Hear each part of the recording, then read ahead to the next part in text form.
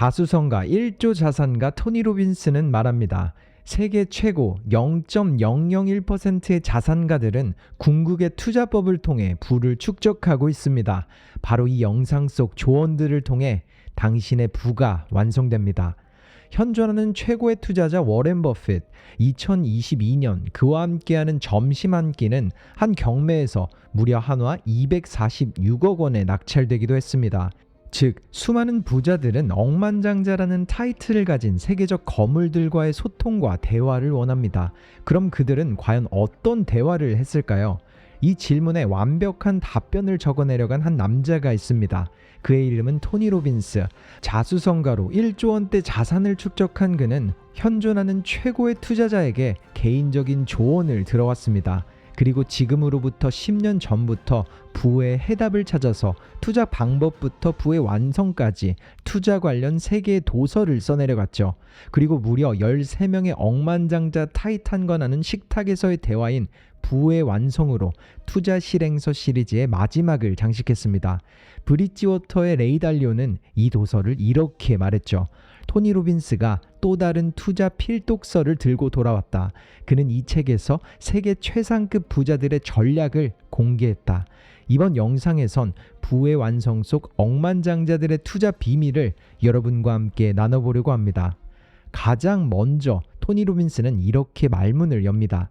내가 투자에 통달하기 위해 깊이 파고들기 시작한 것은 2008년 글로벌 금융위기 이후였다. 그 누구도 경제적 고통을 피하지 못했고 나 역시 예외가 아니었다. 나는 이런 상황에 마냥 당하고 있기보다 해법의 일부가 되기 위해 당장 행동에 나섰다. 재무적 문맹인 사회가 맞닥뜨린 최고로 중요한 질문에 대한 정답을 찾아 나서기 시작했다. 그 질문은 바로 이 게임은 여전히 승산이 있는가? 금융위기 이후 세계에서 일반 투자자가 투자 게임에서 이길 수 있을까? 평균적인 사람이 경제적 자유를 얻을 수 있을까? 그렇게 나는 세계 최고 금융 전문가를 50명 넘게 인터뷰하며 얻은 수백 시간 분량의 녹음 파일을 정리한 결과 이 질문에 대한 정답이 그렇다라는 것을 찾았다.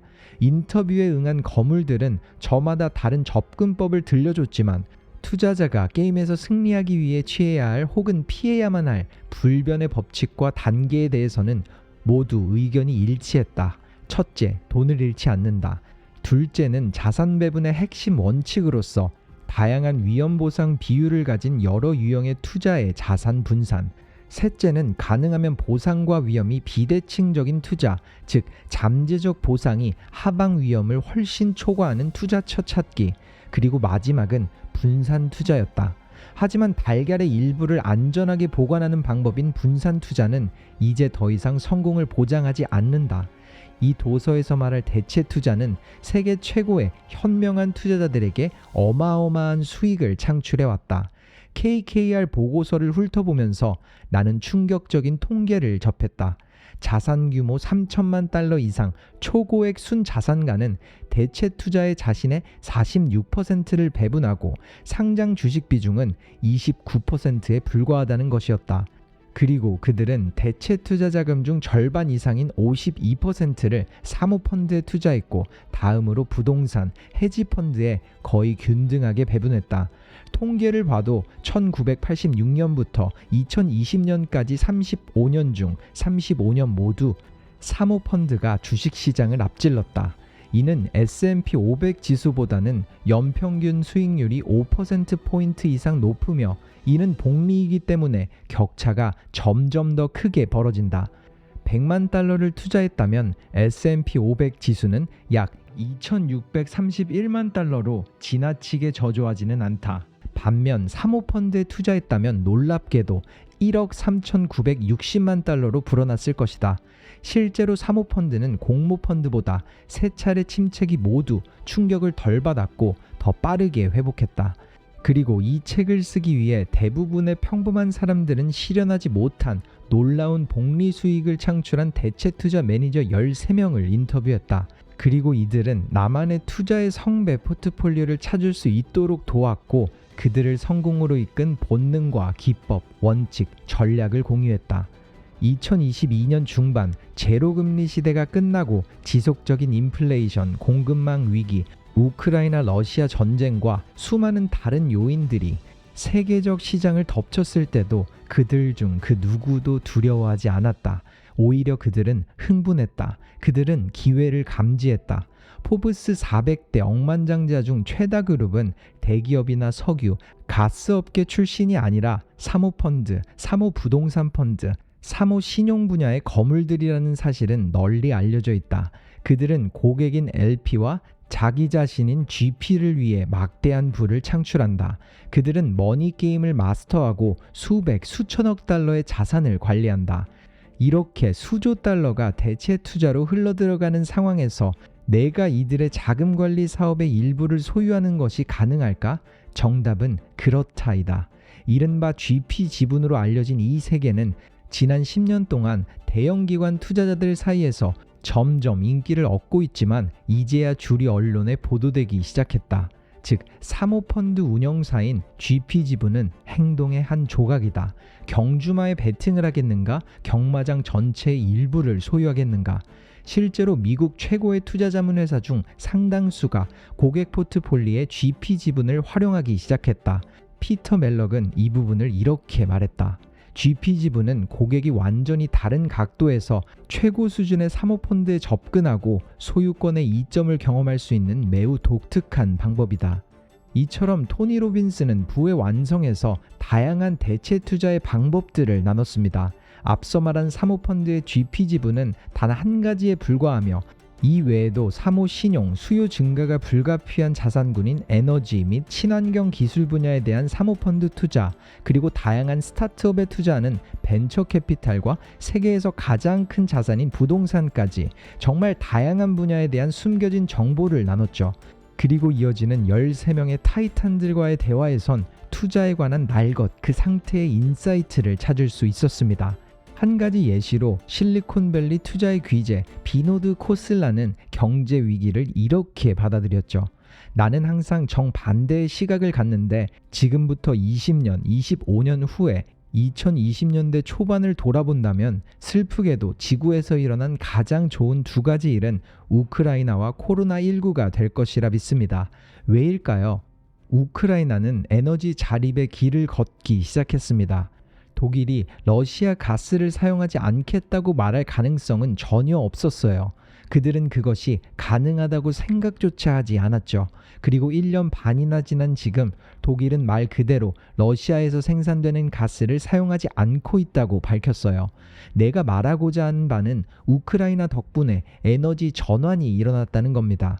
그리고 코로나19가 한 일은 두 가지입니다. 첫째, 당초 예상보다 10배나 빨리 백신을 개발할 수 있음이 증명되었어요. 둘째로 기업에서는 원격 근무와 같은 새로운 일하는 방식이 등장했죠. 새로운 소비자 엔터테인먼트가 등장했고요.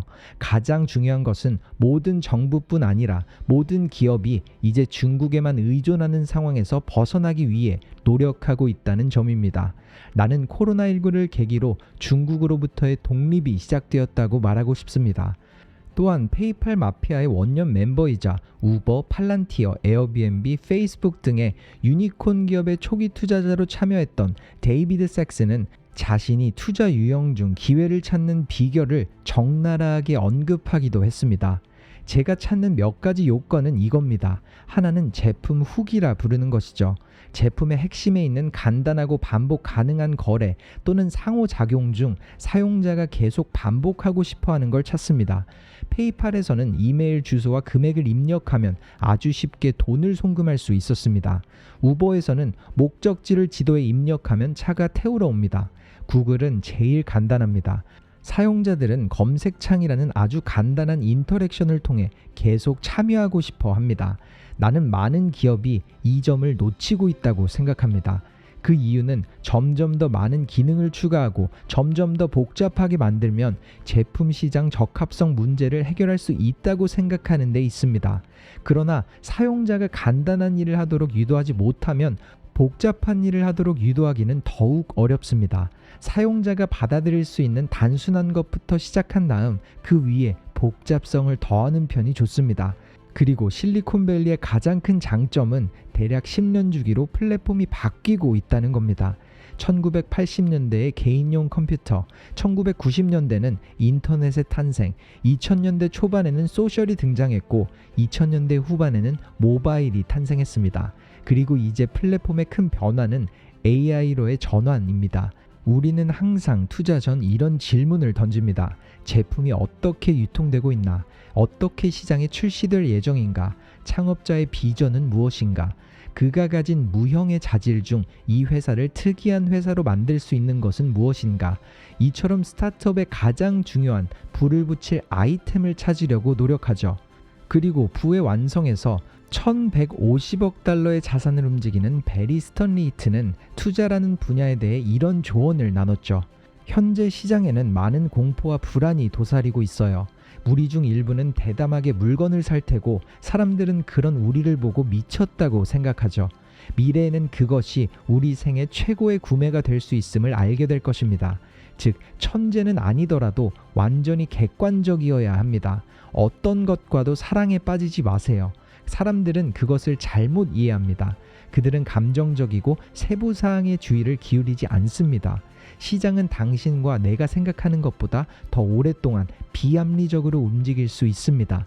부동산도 마찬가지입니다. 따라서 때로는 자금의 흐름이 펀더멘탈을 압도하기도 합니다. 그렇기에 나는 펀더멘털뿐 아니라 자금의 흐름을 제대로 보는 법을 배워야 했습니다. 그리고 모든 투자 분야가 마찬가지이겠죠. 헤지펀드 업계에서 큰 성공을 거둔 친구에게 최악의 투자가 무엇이었냐고 물어본 적이 있습니다. 그러자 그는 내 우승 종목을 일찍 판 것이라 대답하더군요. 자신에게 정말 잘 맞는 종목이 있다면 그 종목을 계속 타고 가세요. 매일 그 종목을 보유할 때마다 다시 매수했다고 생각하세요.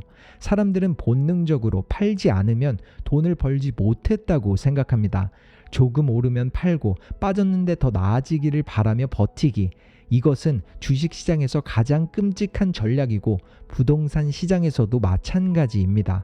즉, 현재가 아니라 미래에 무엇이 있을지 생각하는 관점이 중요합니다.